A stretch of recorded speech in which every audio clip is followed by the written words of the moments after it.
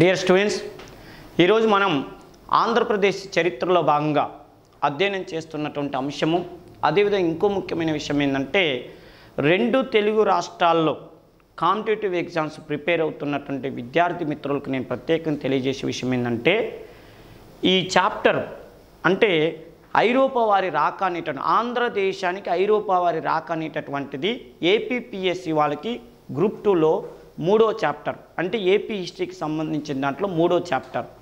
అదే తెలంగాణ విద్యార్థులకైతే నిజాం నవాబుల పాఠం అనేటటువంటిది చదివేటప్పుడు ఈ బిట్లన్నీ కూడా తెలిసి ఉండాలి. ఎందుకంటే తెలంగాణ రాష్ట్రంలో టీఎస్పీఎస్సీ ఎగ్జామ్స్ ప్రిపేర్ అవుతున్నటువంటి విద్యార్థులకి తెలంగాణ ఉద్యమం 150 మార్కులు.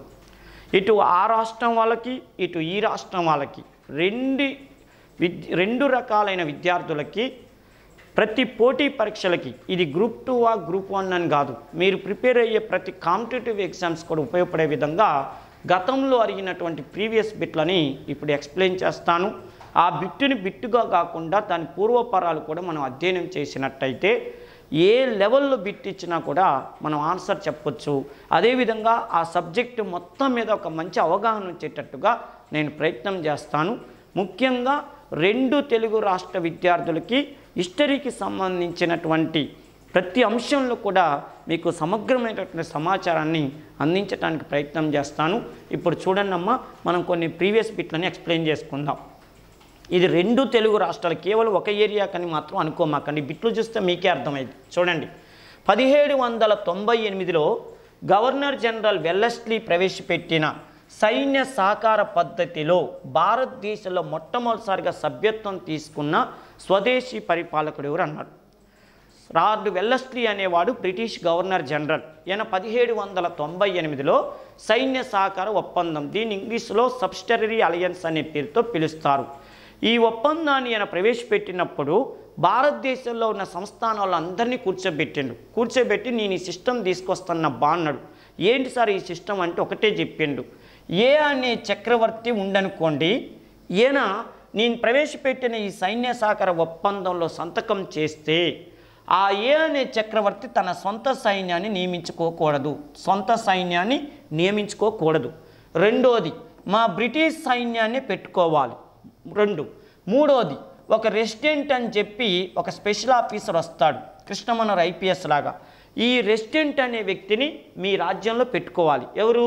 ఈ సైన్య సహకార ఒప్పందం మీద సంతకం చేసిన చక్రవర్తి రెసిడెంట్ని పెట్టుకోవాలి. నెక్స్ట్, తన రాజ్యంలో కొంత భాగాన్ని మా సైనిక ఖర్చుల కోసం ఇవ్వాలి. చూడండి, తన సొంత సైన్యాన్ని పెట్టుకోకూడదు, బ్రిటిష్ సైన్యాన్ని పెట్టుకోవాలి, రెసిడెంట్ని పెట్టుకోవాలి, తన రాజ్యంలో కొంత భూమిని బ్రిటిష్ వాళ్ళకి ఇవ్వాలి. మరి ఇన్ని అవకాశాలు వీళ్ళకి బ్రిటిష్ వాళ్ళకి కల్పిస్తే మరి ఏ అనే రాజుకు వచ్చే ప్రయోజనం ఏంటి అని అంటే, ఏ అనేవాడు బి అనే రాజు మీదకి యుద్ధానికి పోయినా, లేదా బి అనేవాడే హెచ్చరి ఎక్కువ ఏ అనేవాడి మీకు యుద్ధానికి వచ్చిన బ్రిటిష్ సైన్యం చూడండి రక్షణ కవచంలాగా ఈ ఏని కాపాడతారు. ఇది సైన్య సహకార ఒప్పందం యొక్క సిస్టమ్ అని చెప్పిండు. దీని మీద మొట్టమొదటిసారిగా సంతకం చేసిన చక్రవర్తి ఎవరంటే నిజాం అలీ ఖాన్, హైదరాబాదు నిజాం దీని మీద మొట్టమొదటిసారిగా సంతకం చేశాడు. ఇది సంతకం చేసింది 1798లో, కానీ ఇది అమల్లోకి వచ్చింది 1800 సంవత్సరం అక్టోబర్ 12వ తారీఖు నాడు అమల్లోకి వచ్చింది. చూడండి అమ్మ, ఎంత ఇంపార్టెంట్ విషయమో. ఇది ఏపీపీఎస్సీ వాళ్ళనైతేనేమో రేపు గ్రూప్ 2 మెయిన్స్లో అడుగుతాడు. భారతదేశ చరిత్రకు సంబంధించి టీఎస్పీఎస్సీ వాళ్ళకి ఇండియన్ హిస్టరీ జనరల్ స్టడీస్లో అడుగుతాడు, లేదా తెలంగాణ ఉద్యమం పేపర్లో అడుగుతాడు. నేను స్టార్ట్ చేసేటప్పుడు చెప్పా, ఈ బిట్లు రెండు తెలుగు రాష్ట్ర విద్యార్థులకు చాలా అవసరం అమ్మా, అందుకని ఖచ్చితంగా దీని అందరికీ ఉపయోగపడుతుందని చెప్పాను. చూడండి, భారతదేశంలో వెల్లెస్లీ ప్రవేశపెట్టిన సిస్టమ్ తెలిసింది, అసలు ఈ సిస్టమ్ లక్ష్యాలు ఏందో తెలిసింది. నెక్స్ట్ విషయం ఏంటంటే ఇది ఎప్పుడు అమల్లోకి ప్రవేశపెట్టిండు, హైదరాబాద్లో ఎప్పుడు అమల్లోకి వచ్చింది. అంతేకాదు వెల్లెస్లీ ఇంకో మాట కూడా అన్నాడు, ఈ షరతులన్నీ అంగీకరించడంతో పాటు మా బద్ధ శత్రువులతో మీరు స్నేహం చేయొద్దు అన్నాడు. మా బద్ధ శత్రువులు అంటే ఎవరు? ఫ్రెంచి వాళ్ళతో స్నేహం చేయొద్దు అనేది వెల్లెస్లీ ప్లాన్. ఎందుకు? ఫ్రెంచి వాళ్ళు డెవలప్ అయితే ఎవరికి డ్యామేజ్ వస్తుంది? ఇంగ్లీష్ వాళ్ళకి డ్యామేజ్ వస్తుంది. అది వాళ్ళ లక్ష్యం. నెక్స్ట్, ఈ క్రింది వాటిలో వాస్తవం ఏది అన్నాడు, అంటే నిజం ఏది అన్నాడు. ఆంధ్రదేశంలో జరిగిన బొబ్బిలి యుద్ధానికి ప్రధాన ఆధారం ఆశుపాదమూర్తి రాసినటువంటి బొబ్బిలి యుద్ధం అనే నాటకం. ఒకటి. ఆంధ్ర ప్రాంతంపై అధికారాన్ని నెలకొల్పిన తొలి ఐరోపా వారు ఫ్రెంచి వారు. ఓకే. కాసింకోట ఒప్పందం విజయనగరం బ్రిటిష్ వారికి మధ్య జరిగింది. ఓకే. అన్నీ వాస్తవాలేనే అన్నాడు. అంటే అన్నీ వాస్తవాలే, అలా అని మనం వదిలేయొద్దు. చూడండి, ఆంధ్రదేశంలో 1758లో ఏం జరిగింది అని అంటే 1757లో బొబ్బిలి యుద్ధం అని ఒక యుద్ధం జరిగింది. బొబ్బిలి యుద్ధం. ఓకేనా. ఆంధ్రదేశంలో బొబ్బిలి యుద్ధం అని ఒక యుద్ధం జరిగింది.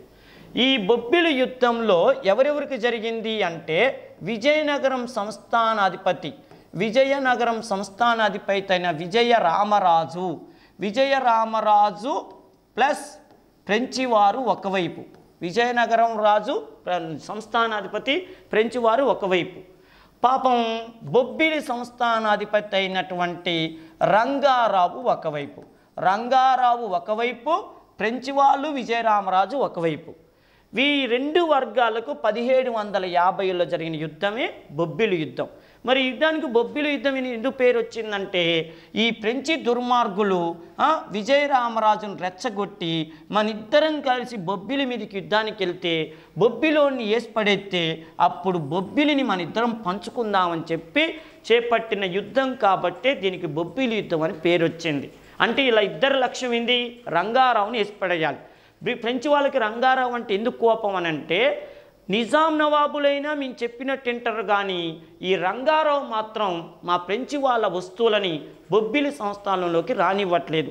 మా ఫ్రెంచి వాళ్ళ వ్యాపారాన్ని ఈయన అన్ని రకాలుగా అడ్డుకుంటాడు. అందుకని రంగారావుని ఇష్టపడితే బొబ్బిలి మొత్తం మాకే చెందుద్ది, మా వస్తువులన్నీ అక్కడ అమ్ముకోవచ్చని ఈ దుర్మార్గులు ప్లాన్ వేశారు. అప్పుడు ఈయన్ని రెచ్చగొట్టారు, విజయరామరాజుని. రెచ్చగొడితేనే వాళ్ళు ఇద్దరు ఒకటయ్యారు, ఈయన ఒక్కడైండు. ఆ యుద్ధం జరిగిందే బొబ్బిలి యుద్ధం. రంగారావుని విజయరామరాజు చంపిండు. ఆ సమయంలో రంగారావు బామర్ది తాండ్ర పాపారాయుడు పోయి ఈయన వేసి పడేసిండు విజయరామరాజుని. చూడు, మా బావని చంపుతావరా అని చెప్పి రంగారావు బామర్ది పోయి విజయరామరాజుని చంపేసిండు. ఈ స్టోరీ మొత్తాన్ని తెలియజేసే ఒకే ఒక్క ఆధారం ఏదంటే ఆశుపాదమూర్తి అనే వ్యక్తి రాసినటువంటి బొబ్బిలి యుద్ధం. Super hit. ఓకేనా. 200 days 200 సెంటర్స్. ఇది చాలా రోజులు ఆ రోజుల్లో గ్రామీణ ప్రాంతాలలో ఈ నాటకాన్ని ప్రదర్శించే వాళ్ళంట. అంటే ఫ్రెంచి వాళ్ళు దుర్మార్గులు మంచి రాజ్యం పరిపాలన చేసుకుంటున్న ఇద్దరు ఫ్రెండ్స్ మధ్య పుల్లలు పెట్టి వాళ్ళ గొడవలు తీసుకొచ్చి ఇద్దరు చనిపోవటానికి కారకులయ్యారని చెప్పి ఆశుపాదమూర్తి రాసిన నాటకం అప్పట్లో పెద్ద సంచలనం. రెండు. చూడండి, ఆంధ్ర ప్రాంతంపై అధికారాన్ని నెలకొల్పిన తొలి ఐరోపా వారు ఫ్రెంచి వారు. కరెక్టేగా, బొబ్బిలి యుద్ధం తర్వాత వీలేగా సక్సెస్ అయింది. అంతేకాదు, 3వ కర్ణాటక యుద్ధం వరకు ఫ్రెంచి వాళ్ళ పలుకుబడి హైదరాబాద్ రాజ్యంలో, అంటే మన నిజాం రాజ్యం అన్న ఆంధ్ర రాజ్యం అన్న ఒకటే, ఫ్రెంచి వాళ్ళదే డెవలప్ అయింది. నెక్స్ట్ చూడండి, కాసింకోట ఒప్పందం అనేది విజయనగరం బ్రిటిష్ వారికి మధ్య జరిగింది. అవును, విజయనగరం బ్రిటిష్ వాళ్ళకి మధ్య కాసింకోట ఒప్పందం ఎందుకు జరిగిందంటే అది చందుర్తి యుద్ధ సమయంలో జరిగింది. చందుర్తి యుద్ధ సమయంలో ఏమైందంటే ఫ్రెంచి వాళ్ళను ఓడించటం కోసం ఈ విజయనగరం పరిపాలకుడైనటువంటి అప్పుడు విజయనగరం పరిపాలకుడు ఎవరు 1758లో అంటే విజయరామరాజు కొడుకైనటువంటి ఆనంద గజపతి రాజు. ఆయన ఏం చేసిందంటే ఈ అన్నదమ్ముల్లాగా ఉన్న వీళ్ళిద్దరి మధ్య ఫ్రెంచి వాళ్ళే చిచ్చు పెట్టారని చెప్పి ఈ విజయనగరం రాజు అయినటువంటి ఆనంద గజపతి రాజు ఏం చేసిందంటే బ్రిటిష్ వాళ్ళకి దోకి చేతుల్లోకి వెళ్ళిపోయాడు. బ్రిటిష్ వాళ్ళ చేతుల్లోకి వెళ్ళి మనందరం కలిసి ఈ ఫ్రెంచి వాళ్ళని చేద్దామని చెప్పి ఒప్పందం చేసుకున్నాం. అందుకని చూడు, కాసింకోట ఒప్పందం ఈ విజయనగరం బ్రిటిష్ వాళ్ళకి జరిగింది. ఆ ఒప్పందం జరగడానికి ఒక కారణం కూడా ఉంది. ఏంటంటే ఆనంద గజపతి రాజు బ్రిటిష్ వాళ్ళని తీసుకొచ్చుకొని చందుర్తి యుద్ధం చేసేటప్పుడు విజయం సాధించేటప్పుడు ఈ విజయనగరాన్ని వీటన్నిటిని ఎట్ట పంచుకునే విషయంలో వీళ్ళకి గొడవలైనప్పుడు మళ్ళీ మనం కొట్టుకుంటే ఫ్రెంచి వాళ్ళు కలిసి అయిపోద్దని చెప్పి కాసింకోటలో కూర్చొని మాట్లాడుకున్నారు. ఏంది, నువ్వు రమ్మంటేనే మేము వచ్చినాం, అందుకని మేమిద్దరం కొట్టుకోవద్దని చెప్పి ఆనంద గజపతిరాజు బ్రిటిష్ వాళ్ళకి మధ్య ఒప్పందం జరిగింది. ఆ ఒప్పందాన్ని కాసింకోట ఒప్పందం. ఈ ఒప్పందం ప్రకారంగానే ఫ్రెంచి వాళ్ళని నీడ లేకుండా చేశారు ఆంధ్రదేశంలో. ఓకేనా, ఇవన్నీ వాస్తవాలే. ఓకేనా, పై వాటిలో వాస్తవం, ఈ క్రింది వాటిలో ఏది వాస్తవం అంటే ఆశుపాదమూర్తి రాసిన బొబ్బిలి యుద్ధం నాటకం వాస్తవమే. ఆంధ్ర ప్రాంతంపై అధికారాన్ని నెలకొల్పిన తొలి ఐరోపా దేశం అంటే ఫ్రెంచి వారు వాస్తవమే. కాసింకోట ఒప్పందం అనేది విజయనగరం బ్రిటిష్ వారికి మధ్య జరిగింది వాస్తవమే. ఓకేనమ్మా, ఇవన్నీ వాస్తవాలే. నెక్స్ట్ చూడండి, ఈ క్రింది వాటిలో అవాస్తవం ఏదన్నాడు, అవాస్తవం ఏదన్నాడు చూడండి. చందుర్తి యుద్ధం తర్వాత రాజమండ్రి కోట స్వాధీనం విషయంలో వచ్చిన మనస్పర్ధలతో కర్నల్ పోర్టు ఆనంద గజపతిని ఓడించి సంధి చేసుకున్నాడు. ఇప్పుడే చెప్పుకున్నాం కాసింకోట ఒప్పందం అని. అంటే చందుర్తి యుద్ధం ఎప్పుడు జరిగింది? 1758లో జరిగింది. ఈ యుద్ధం జరిగేటప్పుడు ఇద్దరు హ్యాపీగా ఉన్నారు. ఎవరిద్దరు? కర్నల్ ఫోర్డు హ్యాపీగా ఉన్నాడు, బ్రిటిష్ సేనా నాయకుడైన కర్నల్ ఫోర్డు హ్యాపీగా ఉన్నాడు. తర్వాత ఆనంద గజపతి రాజు అంటే విజయనగరం రాజు ఆనంద గజపతి రాజు హ్యాపీగా ఉన్నారు. వీళ్ళిద్దరు కలిసి ఫ్రెంచ్ వారిని ఓడించారు. ఓడించేటప్పుడు వీళ్ళకి కొద్దిగా ఈగో దెబ్బతిన్నది. ఎందుకంటే నేను చేయబట్టే ఈయన గెలిచిందని, నేను చేయబట్టే వీళ్ళు గెలిచారని చెప్పి వీళ్ళు తిట్టుకుంటారు. ఆ సమయంలో మళ్ళీ వీళ్ళిద్దరూ ఒప్పందం చేసుకున్నారు. ఆ మనస్పర్ధలు పోయి ఇద్దరు ఓడించుకొని, గమ్మత్తు ఏం తెలుసా, ఇద్దరు గొడవైంది. అప్పుడు కర్నల్ ఫోర్డ్ ఆనంద గజపతిని ఓడించిండు. ఓడిస్తే బెంగాల్ గవర్నర్గా ఉన్నటువంటి రాబర్ట్ క్లైవ్ కర్నల్ ఫోర్డ్కి వర్తమానం పంపించిండు, ఒరేయ్ వీడు మన వైపే ఉన్నాడు, అనవసరంగా వాడితో గొడవ ఎందుకు, నువ్వు సయోధ్య చేసుకొని వాడిని మనవాడిగా తీసేసుకో, అవసరం వచ్చి వాడు మన దగ్గర మనకి డబ్బులు ఇచ్చేటట్టు నేను మాట్లాడతా అని చెప్పి ఒప్పందం చెప్పించాడు. దాంతో సంధి జరిగిందని గుర్తుపెట్టుకోండి, సంధి జరిగింది. ఓకేనమ్మా. నెక్స్ట్, ఈ సమయంలో హైదరాబాద్ రాజ్యంలో ఇంగ్లీష్ సేనాపతి ఎవరు ఉన్నారంటే బుస్సీ ఉన్నాడు. బుస్సీ హైదరాబాద్ సంస్థానంలో, అర్థమైన హైదరాబాద్ సంస్థానంలో బుస్సీ ఎవరంటే ఫ్రెంచి సేనాపతి. ఈ ఫ్రెంచి సేనాపతి అయినటువంటి బుస్సీ అనేటటువంటి వాడు సలాబతు జంగ్ అనేటటువంటి చక్రవర్తికి రక్షకుడుగా ఉన్నాడు. సలాబతు జంగ్ వణికిపోతుండు. ఎందుకంటే రాబర్ట్ క్లైవ్ ఇండియాలో బ్రిటిష్ వాళ్ళకు ఉద్యోగస్తుడిగా వచ్చినప్పటి నుంచి ఎక్కడైనా రాబర్ట్ క్లైవే గెలుస్తాడు. కర్ణాటక యుద్ధాల్లో ఆర్కాట్ వీరుడు అనే పేరు పొందింది రాబర్ట్ క్లైవే. ప్లాసీ యుద్ధంలో సిరాజ్దౌలాను ఓడించి ప్లాసీ యుద్ధం ద్వారా బెంగాల్ని ఆక్రమించింది రాబర్ట్ క్లైవే. వాడొచ్చి నా మీద ఆడబడతాడు అని చెప్పి సలాబతు జంగు ఏడుస్తుంటే వాడికి రక్షణగా ఉన్న వ్యక్తి ఎవరంటే బుస్సీ సలాబతు జంగే కాదు, ముజఫర్ జంగుకి రక్షణగా ఉన్నాడు, తర్వాత సలాబతు జంగుకు రక్షణగా ఉన్నాడు. అంటే బుస్సీ, మీరు ఒక్కటే గుర్తుపెట్టుకున్నమ్మా, బుస్సీ హైదరాబాద్ సంస్థానంలో ఉన్నంత కాలం హైదరాబాదులో ఫ్రెంచ్ వాళ్ళ పలుకుబడి నడుస్తుంది. ఇక్కడ చూడండి, కాసింకోట ఒప్పందం ఇవన్నీ జరుగుతున్నప్పుడు అంటే చందుర్తి యుద్ధంలో ఫ్రెంచ్ వాళ్ళు ఆంధ్రదేశంలో ఓడిపోయారు. ఎక్కడ? విజయనగరం, విశాఖపట్నం ఏరియాలో జరిగిన యుద్ధాల్లో ఘోరంగా ఓడిపోతారు. ఓడిపోతున్న సమయంలో హైదరాబాదులో ఫ్రెంచి సేనాపతి ఎవరయ్యా అంటే బుస్సీ. కానీ ఇక్కడ తప్పు ఏమిచ్చిండు?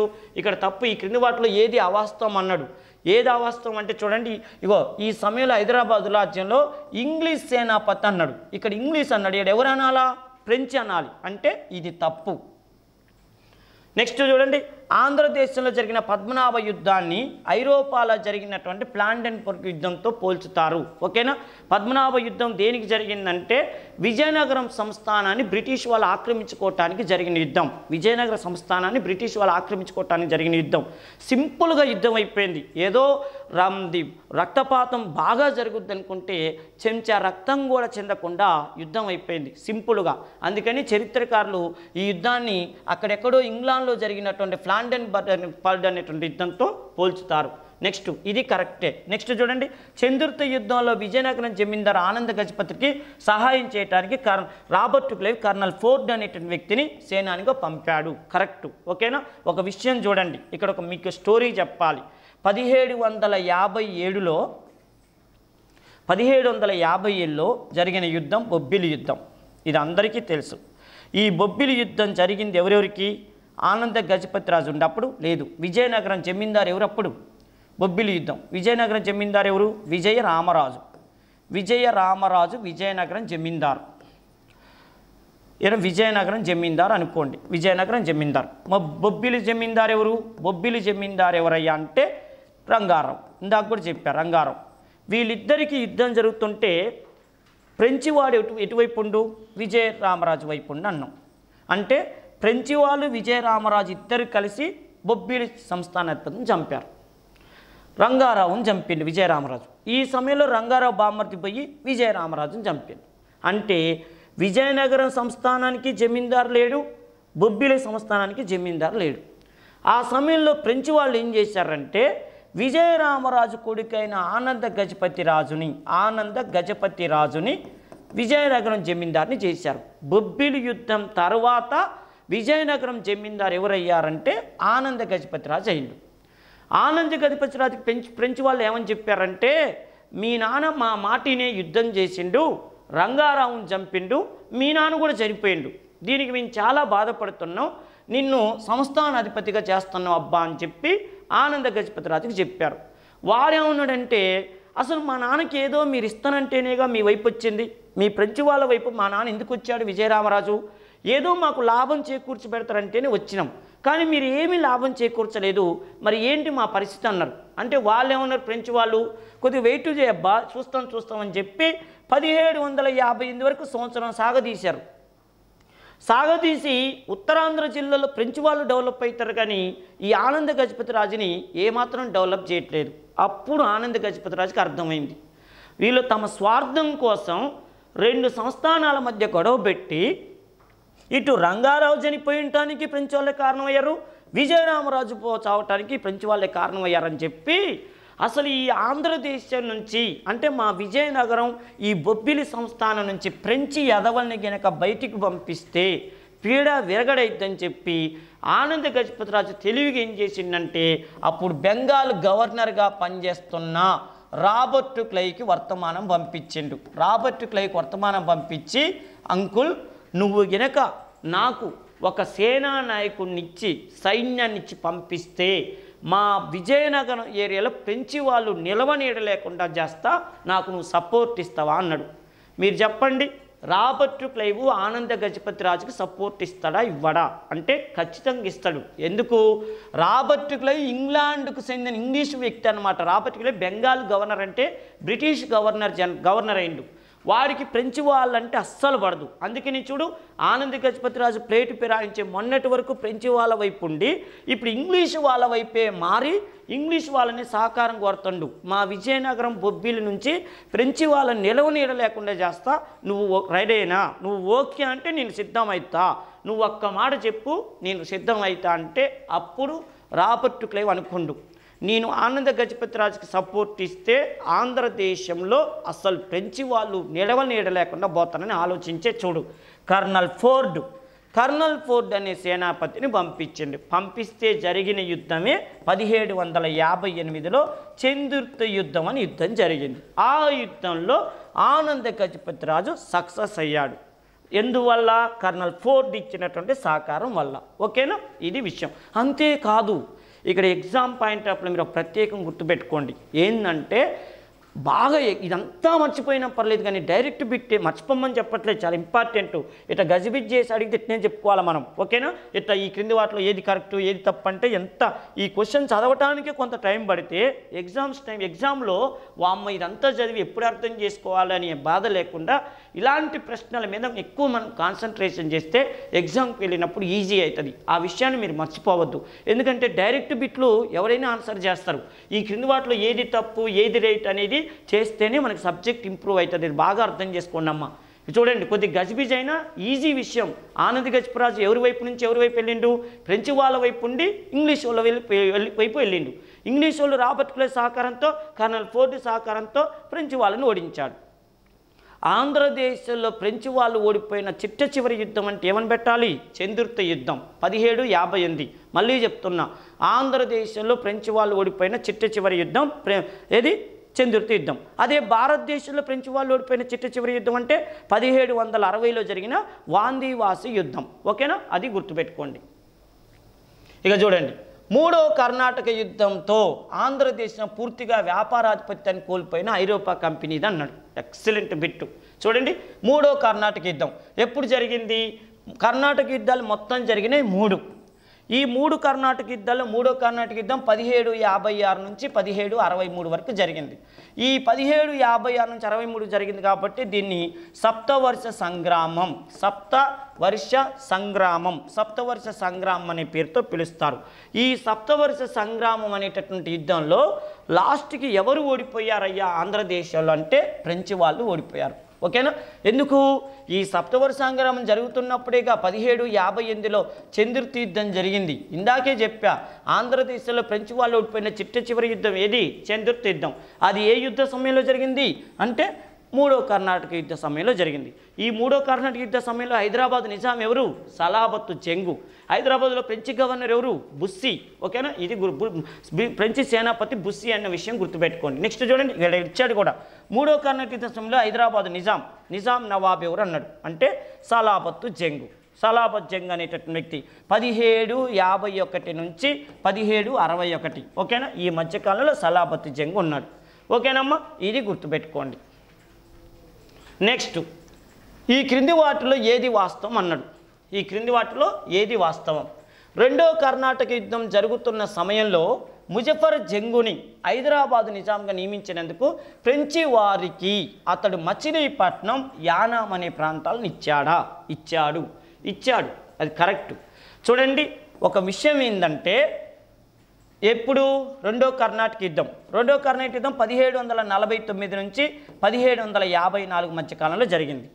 ఈ యుద్ధం జరుగుతున్నప్పుడు నిజం చెప్పాలంటే ఇక్కడ నాజర్ జంగ్ అనేవాడు చక్రవర్తిగా ఉన్నాడు. ఫస్ట్ నాజర్ జంగు, నిజాం ఉల్ ముల్క్ అనేవాడు అసలు హైదరాబాద్ రాజ్యాన్ని స్థాపించినోడు. నిజాం ఉల్ ముల్క్ 1748లో చనిపోతే ఆయన ప్లేస్లో వాళ్ళ కొడుకు నాజర్ జంగు చక్రవర్తి అయిండు. ఈ నాజర్ జంగు చక్రవర్తి కావటం అనేది వాళ్ళ అక్కయ్య కొడుకు, వాడి పేరు ముజఫర్ జంగు. ఈ ముజఫర్ జంగుకి ఏమాత్రం ఇష్టం లేదు. ఎందుకు ఇష్టం లేదంటే వీళ్ళ తాతయ్య తన వీలునామాలో ఏమని రాసిందంటే నా తరువాత నా కొడుకు కాదు ముజఫర్ జంగు చక్రవర్తి కావాలని చెప్పి ఒక వీలునామాని క్రియేట్ చేసిండేడు. చేసి ఏమంటాడు, మావయ్య మా తాతయ్య తర్వాత నిజాం ఉల్ ముల్క్ తర్వాత చక్రవర్తి కావాల్సిందే నేనే, నువ్వెందుకు అయినవని చెప్పి వీడితో గొడవ పెట్టుకుంటాడు. అప్పుడు ఈడేమన్నాడు, అక్క కొడుకు అని వదిలేస్తాను, లేకపోతే వేసి పడేద్దాం అనుకుంటానంటే నేను కూడా నిన్నేసేస్తానని చెప్పి ఈయన చంపాలని తిరుగుతున్నారు. ఈ సమయంలో ఈ నిద్రమొక్కుడు పోయి అప్పుడు ఎక్కడంటే హిమ్మత్ ఖాన్ అని చెప్పి ఒక ఎవడు కర్నూలు, మన కర్నూలు ప్రాంతానికి నవాబుగా పనిచేస్తున్నటువంటి వాడి దగ్గరికి పోయి ఒప్పందం చేసుకుండు. ఏమని ఒప్పందం? మా మామయ్యని చంపితే నీకు 50 లక్షలు ఇస్తానని చెప్పి ఒప్పందం చేసుకుంటూ ముజఫర్ జంగు. ఆ ఒప్పందంలో భాగంగా హిమ్మత్ ఖాన్ వచ్చి నాజర్ జంగుని చంపితేనే అప్పుడు ఈ సమయంలో అసలు మొత్తం నడిపించిన వ్యక్తి ఎవరయ్యా అంటే ఫ్రెంచ్ వాళ్ళు నడిపారు. అంతమైనా ఎందుకు నడిపించారంటే అప్పుడు పాండిచ్చేరిలో గవర్నర్గా పనిచేస్తున్న వ్యక్తి ఎవరయ్యా అంటే పాండిచ్చేరిలో డూప్లే అనేవాడు ఫ్రెంచి గవర్నర్గా ఉన్నాడు. అప్పుడు పాండిచ్చేరి ఫ్రెంచి వాళ్ళకి ప్రధాన రాజధాని, అదేవిధంగా డూప్లే అనేవాడు గవర్నర్ జనరల్గా ఉన్నాడు. ఈ కథ అంతా అంటే చూడు, ముజఫర్ జంగుకి హిమ్మత్ ఖాన్ని పరిచయం చేయటం, హిమ్మత్ ఖాన్పై నాజర్ జంగుని చంపటం, ఇదంతా నడిపించింది ఫ్రెంచి వాళ్ళు. అందుకనే చూడండి, ఫ్రెంచి వారికి అతడు ఏమిచ్చిండు కృతజ్ఞతగా? మచిలీపట్నం, యానాం అనే ప్రాంతాలను ఇచ్చాడు. ఇది గుర్తుపెట్టుకోండి. నెక్స్ట్ విషయం ఏంటంటే చూడండి, ముజఫర్ జంగు తర్వాత నవాబైన సలాబతు జంగు ఫ్రెంచి వారికి ఉత్తర సర్కాల్ జిల్లాను బహుమానంగా ఇచ్చిండు. చూడండి, ముజఫర్ జంగ్ ఏం చేసిండు? ముజఫర్ జంగు చక్రవర్తి అయిండు. ఎవరి సహకారంతో చక్రవర్తి అయిండు? నాజర్ జంగు తర్వాత. అంటే ఎందుకు? నాజర్ జంగుని హిమ్మత్ ఖాన్ చంపేసిన తర్వాత ముజఫర్ జంగుని డూప్లే అనేవాడు వెళ్ళి వీన్ని చక్రవర్తిని చేసిండు. అంటే నాజర్ జంగు తర్వాత హైదరాబాద్ చక్రవర్తి అయింది ఎవరంటే ముజఫర్ జంగు. ఎవరు చేయబట్టి? డూప్లే చేయబట్టి. అప్పుడు ముజఫర్ జంగ్ ఏం చేసిందంటే వీడికి చూడండి, ముజఫర్ జంగ్ ఏం చేసిందంటే హిమ్మత్ ఖాన్ గాడికి ఇవ్వాల్సిన 50 లక్షలు ఉన్నాయే, ఇందాక మీకు మాట చెప్పా, హిమ్మత్ ఖాన్తో ముజఫర్ జంగ్ ఒప్పందం చేసుకుండు. మా మామయ్య నాజర్ జంగుని చంపితే నీకు 50 లక్షలు ఇస్తారా అని చెప్పి ఒప్పందం చేసుకుండు కదా. ఈ నిద్రమొక్కుడు చక్రవర్తి అయిన తర్వాత ఏం చేసిందంటే డూప్లేని ఫ్రెంచి వాళ్ళని సంతృప్తి పరుస్తుంది కానీ హిమ్మత్ ఖాన్ని ఏమాత్రం సంతృప్తి పరచట్లే. వాడికి ఇవ్వాల్సిన 50 లక్షలు రేపిస్తా మాపిస్తా అని చెప్పి తప్పించుకుంటుంటే అప్పుడు ముజఫర్ జంగు మీద వీడి దృష్టి పడింది. వీడు నాకు డబ్బులు ఎగ్గొట్టిందని చెప్పి ముజఫర్ జంగు ఒకసారి డూప్లేని గెలవటానికి వెళ్తుంటేనే ఎక్కడంటే రాయచోటి, ఓకేనా, రాయచోటి అనే ప్రాంతం దగ్గర లక్కిరెడ్డిపల్లి అని ఒక ఊరు ఉంటుంది, లక్కిరెడ్డిపల్లి. అక్కడ హిమ్మత్ ఖాను మళ్ళీ ముజఫర్ జంగుని చంపిండు. అంటే సెకండ్ వికెట్ డౌన్. ఈ సమయంలో చూడండి, ముజఫర్ జంగుని తీసేస్తే తర్వాత ఎవరు చక్రవర్తి అయ్యారు? సలాబతు జంగ్ అయిండు. సలాబతు జంగు అంటే ఇప్పుడు ఎగ్జామ్ పాయింట్ చూడండి, ఫస్ట్ నాజర్ జంగు తర్వాత ముజఫర్ జంగు, తర్వాత సలాబతు జంగు. ఓకేనా? సలాబత్ చూడు, సలాబత్ జంగు ముజఫర్ జంగు తర్వాత నవాబైన సలాబత్ జంగు ఫ్రెంచి వారికి ఇదంతా నడిపిస్తుంది ఎవరు? ఫ్రెంచి వారు. అందుకని ఫ్రెంచి వారికి ఉత్తర సర్కార్ జిల్లాను బహుమానంగా ఇచ్చిండు. ఓకే, ఫ్రెంచి వారికి ఉత్తర సర్కార్ ఫౌజ్దార్ జాఫర్ అలీ ఖాన్కి మధ్య చూడండి, ఫ్రెంచి వారికి ఉత్తర సర్కార్ ఫౌజ్దార్ జాఫర్ అలీ ఖాన్కి మధ్య 1750లో తుమ్మలపల్లి యుద్ధం జరిగింది అన్నాడు. ఇది నిజమేనా? చూడండి, ఫ్రెంచి వారికి ఉత్తర సర్కార్ ఫౌజ్దార్ జాఫర్ అలీ ఖాన్కి మధ్య 1750లో తుమ్మలపల్లి యుద్ధం జరిగిందా అన్నాడు. జరిగింది. ఎందుకంటే సలాబతు జంగు ఫ్రెంచి వారికి ఉత్తర సర్కార్ జిల్లాలు ఇచ్చిండు. ఎందుకు ఇచ్చిందంటే వాడు అసలు కానిస్టేబుల్ జాబ్ కూడా రాదనుకున్నాడు కనుక డిఎస్పీ అయినట్టు ఈడు అసలు చక్రవర్తి అవుతానని ఏనాడు అనుకోలేదు. ఎందుకు? ఈడు చక్రవర్తి కావటానికి డూప్లే కారకుడు, అదేవిధంగా బుస్సీ అనేవాడు కారకుడు. అసలు బుస్సీ చేయబట్టి ఈడు చక్రవర్తి అయ్యాడు. ఆ సమయంలో సలాబత్ జంగ్ పరవశించిపోయి ఉత్తర సర్కార్లన్నీ మీకు ఇస్తున్న బ్రదర్, మీరు వ్యాపారం చేసుకోండి అంటే అప్పుడు ఉత్తర సర్కార్ జిల్లాల్లో ఫౌజ్దార్గా ఉన్న జాఫర్ అలీ ఖాన్ ఎదురు తిరిగిండు. ఏమని ఎదురు తిరిగిండంటే ఫ్రెంచి వాళ్ళ మీద. ఫ్రెంచి వాళ్ళు పోయారు, చక్రవర్తి మమ్మల్ని ఉత్తర సర్కార్ జిల్లాలో వ్యాపారం చేసుకోన్నాడని చెప్పి తీరా పోయి ఆడికి పోయిన తర్వాత మొత్తం వ్యాపారం చేసుకుంటుంటే ఈడు అన్నాడు, ఎవర్రా మీరు ఇక్కడికి ఎందుకు వచ్చారా అన్నాడు. మీ చక్రవర్తి మమ్మల్ని ఇక్కడ వ్యాపారం చేసుకోమన్నారా అంటే చేసుకోవటానికి వాడేవాడు, చేసుకోవటానికి నువ్వేవాడు అని చెప్పి ఈ అలీ ఖాన్ అనేవాడు నాకు వంశపారంపర్యంగా ఇది వస్తుంది, మాకు అసలు మా ఏరియాలో నువ్వేవాడు వ్యాపారం చేసుకోవటానికి అని చెప్పి ఈడు ఎదురు తిరిగిండు ఫ్రెంచి వాళ్ళ మీద. తిరిగితేనే చూడు 1750లో తుమ్మలపల్లి యుద్ధం అని ఒక యుద్ధం జరిగింది. ఇది గుర్తుపెట్టుకోండి. నెక్స్ట్, ఇవన్నీ వాస్తవాలే. ఓకేనమ్మా, ఇంత స్టోరీ ఉంది. ఇదంతా గనుక మనం జాగ్రత్తగా అర్థం చేసుకుంటే ఎన్ని ఆన్సర్లు ఉన్నాయో, బుస్సీ ఎవరు, డూప్లే ఎవరు, హిమ్మత్ ఖాన్ ఎవరు, నాజర్ జంగ్ ఎవరు, ముజఫర్ జంగు, సలాబత్ జంగు, ఉత్తరాంధ్ర జిల్లాలు ఎవరి నుంచి ఎవరికి వెళ్ళినాయి, ఇవన్నీ కూడా దీంట్లో ఉన్నాయి. జాగ్రత్తగా అధ్యయనం చేయండి. ఓకేనా?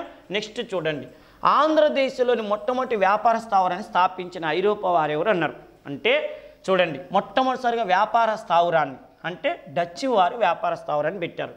అదే ఇక్కడ భారతదేశంలో అన్నారనుకోండి, ఎవరి పేరు పెట్టాలా? పోర్చుగీస్ వాళ్ళు పెట్టాలి. ఓకేనా? చూడండి, మన భారతదేశానికి పోర్చుగీస్ వాళ్ళు, పోర్చుగల్ అనేటటువంటి వాళ్ళు 1498వ సంవత్సరంలో వస్తే డచ్ వాళ్ళు ఏం చేశారంటే ఆంధ్రదేశానికి 1605లో వచ్చారు. వచ్చి మచిలీపట్నంలో వ్యాపార కేంద్రాన్ని పెట్టారు. అంటే ఆంధ్రదేశానికి మొట్టమొదటిసారిగా వచ్చింది డచ్ వాళ్ళు. వీళ్ళని హాలెండ్ అంటారు.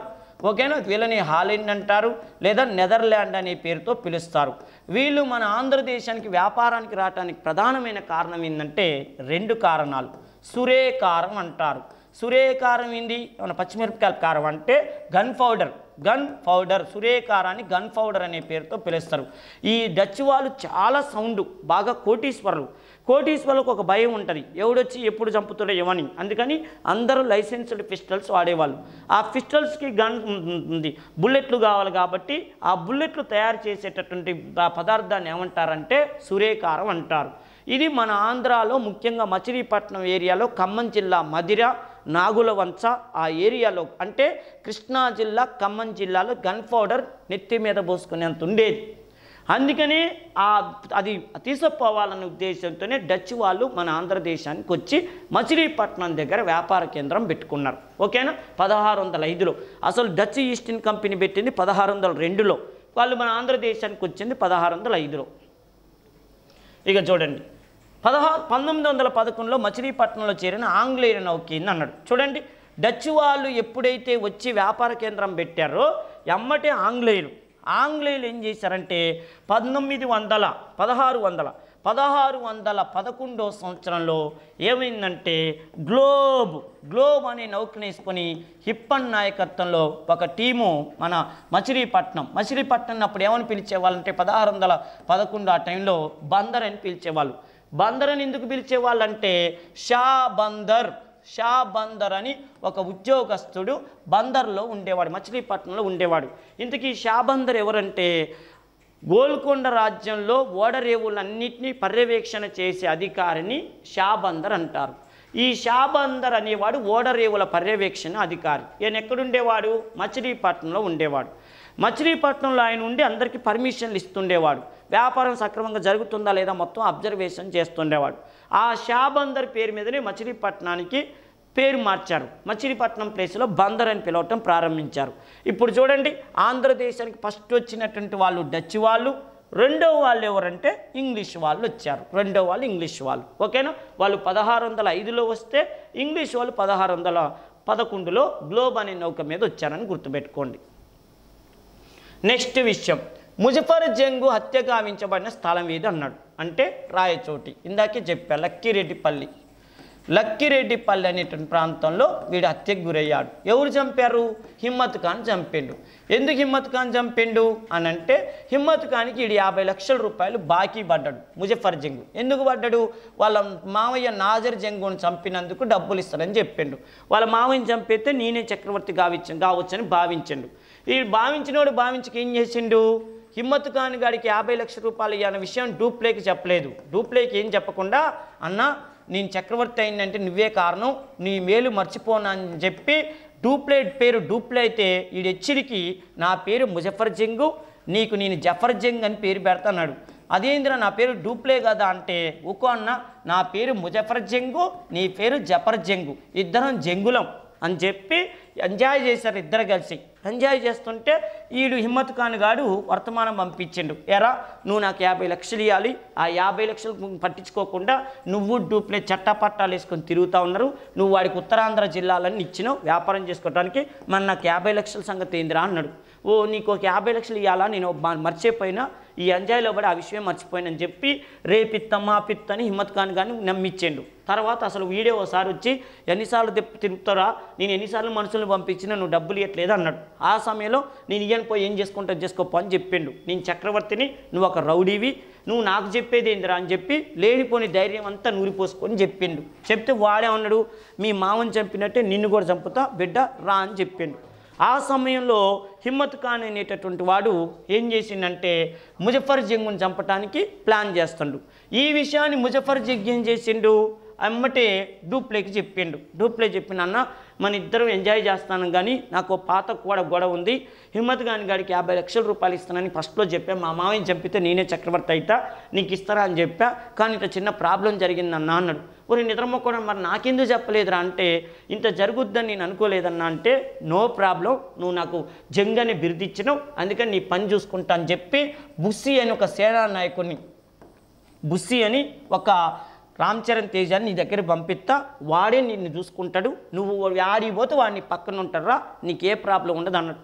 ఉన్నోడు ఉండకి ఏం చేసిండు, ఒకరోజు అర్ధరాత్రి ఏం చేసిండు, 1751లో ముజఫర్ జంగు బుస్సీని లేపి, నాకు డూప్లేని చూడబుద్ధి అవుతుంది అన్నాడు. మరి నిద్రమ్మకాడ ఈ టైంలో అర్ధరాత్రి పూట వాడిని చుట్టమేందిరా అంటే, నాకు ఇప్పుడే చూడబుద్ధి అవుతుంది, నేను ఆయనకి చూసొస్తానంటే, వద్దురా నాయన నేనే పిలిపిస్తా, డూప్లేని నువ్వు చూడరా అన్నాడు. కాదు మన ఇద్దరం పోదామని చెప్పి అప్పటికప్పుడు బయలుదేరి వచ్చి ఈయన్ని చూసుకున్నాక మళ్ళీ వెళ్ళేటప్పుడు ఈ విషయం హిమ్మత్ ఖాన్ గారికి తెలిసి, హిమ్మత్ ఖాన్ గారు రాయచోట అనే ప్రాంతంలో లక్కిరెడ్డిపల్లి దగ్గర ఈయన చంపేసిండు. 50 లక్షల రూపాయల బాకీ విషయం కూడా గొడవయ్యి చంపేసిండు. ఇలా హిమ్మత్ ఖాను నాజర్ జంగుని చంపిండు, ముజఫర్ జంగుని చంపిండు. ఇంత స్టోరీ దాంట్లో ఉంది. ఓకేనమ్మా? నెక్స్ట్ చూడండి, బొబ్బిలి యుద్ధం ఆంధ్రదేశ చరిత్రలో, బొబ్బిలి యుద్ధం 1757 చరిత్రలో ప్రముఖ స్థానాన్ని ఆక్రమించడానికి కారణం ఏంది అన్నాడు. అంటే ఇది ఆంధ్ర తీర ప్రాంతంలో ఇంగ్లీష్ వారి ప్రాబల్యాన్ని వృద్ధి చేసిందా అంటే చెయ్యలేదు. ఎందుకు చేయలేదంటే, బొబ్బిలి యుద్ధం ఎవరండి, ఫ్రెంచ్ వాళ్ళ డెవలప్మెంటు, ఫ్రెంచ్ వాళ్ళ అభివృద్ధి కోసం చేసిన యుద్ధం ఇది. ఇంగ్లీష్ వాళ్ళ డెవలప్మెంట్కి ఎట్ట పాల్పడుద్ది ఒకటి. రెండో చూడండి, ఆంధ్రదేశంలో, ఓకేనా, ఆంధ్ర తీరములో జమీందారులు ఫ్రెంచి ఆధిపత్యాన్ని అంగీకరించవలసి వచ్చిందా ఒకటి. విజయనగర రాజు మరణించటం పైవన్యు అన్నాడు. అంటే ఇక చూడండి, ఆంధ్ర ప్రాంతంలో జమీందారులు ఫ్రెంచ్ అధికారాన్ని అంగీకరించడానికి కీలకమైన ఘట్టం ఏదంటే బొబ్బిలి యుద్ధం. ఎట్లా, విజయనగరం కానీ, జమీందారు కానీ, పిఠాపురం కానీ, పెద్దాపురం కానీ ఏ జమీందారులైనా బొబ్బిలి యుద్ధం తర్వాత ఫ్రెంచ్ వాళ్ళకు అంటేనే భయపడటం ప్రారంభించారు. ఎందుకంటే బొబ్బిలి సంస్థానాధిపతి రంగారావుని చంపటంలో ఈ యుద్ధం కీలకమైంది కాబట్టి, ఆ రంగారావుకు పట్టిన గతి మనకి పడుతుందని చెప్పి సైలెంట్ అయిపోయి జమీందారులంతా కూడా ఫ్రెంచ్ వాళ్ళ ఆధిపత్యాన్ని అంగీకరించిన యుద్ధం ఏదంటే యుద్ధం, బొబ్బిలి యుద్ధం. మళ్ళీ చెప్తున్నా, ఇదంతా నాకు గుర్తుండదు అనుకుంటే ఒకటే గుర్తుపెట్టుకోండి, 1757 బొబ్బిలి యుద్ధం అంటేనేమో ఫ్రెంచ్ డామినేషన్ అనుకోండి. 1758 చంద్రుర్తి యుద్ధం అంటేనేమో ఇంగ్లీష్ వాళ్ళ డామినేషన్ అనుకోండి. ఇది ఒక్కటి గుర్తుపెట్టుకుంటే చాలు. ఓకేనమ్మా ఫ్రెండ్స్, మా ఎంకరేజ్మెంట్ కోసం మన హర్షిత్ ఇన్స్టిట్యూట్ యూట్యూబ్ ఛానల్ని సబ్స్క్రైబ్ చేసుకోండి, లైక్ చేయండి, అలానే షేర్ చేయండి.